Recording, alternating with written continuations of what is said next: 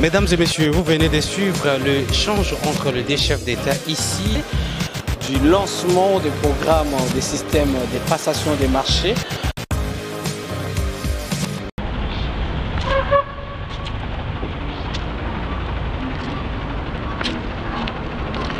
Cette question a été clarifiée, monsieur le journaliste. Cette délégation est venue en République démocratique du Congo sur invitation du bureau de la CENI.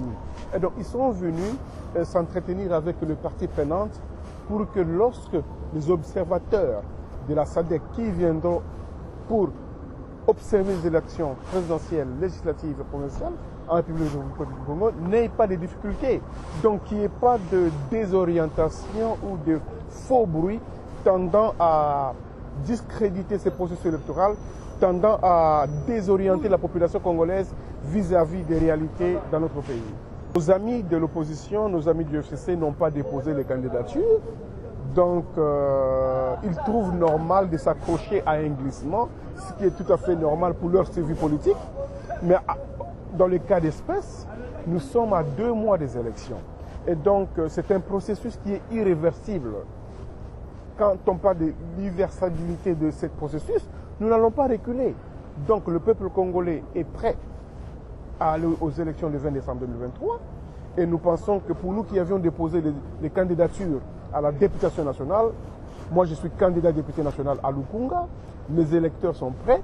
Et donc nous n'allons pas annuler ou proroger les élections parce qu'il y a les revendications des uns et des autres. Nous pensons que le calendrier électoral a été connu, publié et au su de tout le monde. Il a été rendu public. Tout le monde devrait se conformer à ce calendrier-là.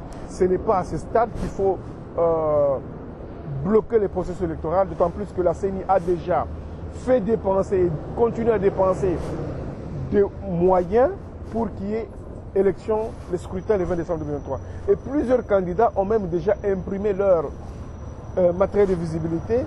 Nous pensons qu'il ne faut pas distraire la population qui est déjà prête à aller aux élections. Rien à dire. Je n'ai rien à dire. Non, non. Je n'ai rien à dire. Mais alors, la réunion du FCC avec la SADC, est-ce qu'on peut avoir quelques issues là avec vous? Vous êtes quand même député. La restitution a été faite par celle qui avait été chargée par nous. Malheureusement, on n'a pas obtenu cette restitution. Lisez la communication de l'honorable Mouchobekwa. Mais honorable, on peut avoir au moins quelques rencontres, en quelques mots seulement, vous en tant que député national, membre du FCC. Le FCC est un groupe organisé. Nous ne parlons pas en désordre. Oui. Nous nous sommes retrouvés avec cette délégation et l'un des nôtres a parlé au nom du groupe. Je n'ai pas de commentaire à faire, je n'ai rien à ajouter. Lisez le résumé de Mme Mouchobekwa. Ah, mais ça ne suffit pas, elle n'a pas communiqué, honorable. Le FCC est organisé, monsieur, très organisé. Nous sommes très disciplinés.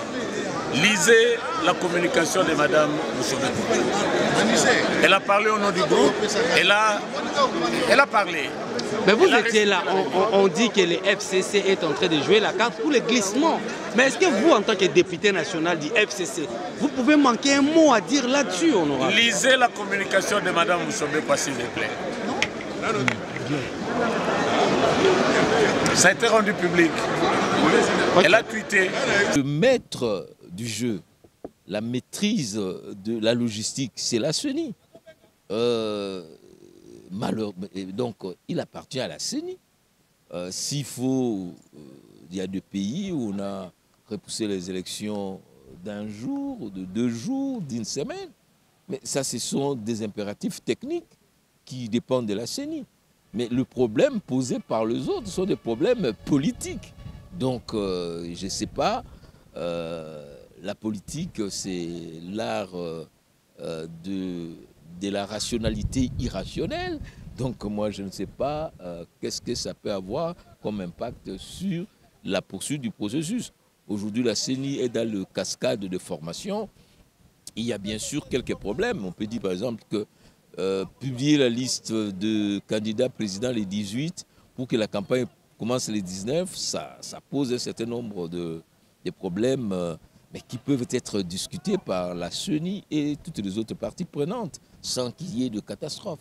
Pour vous informer de l'essentiel de l'actualité en République démocratique du Congo, il vous suffit de vous abonner sur Top 243 News TV. Également nous lire sur www.top243news.com. Au nom de toute la rédaction, nous vous remercions.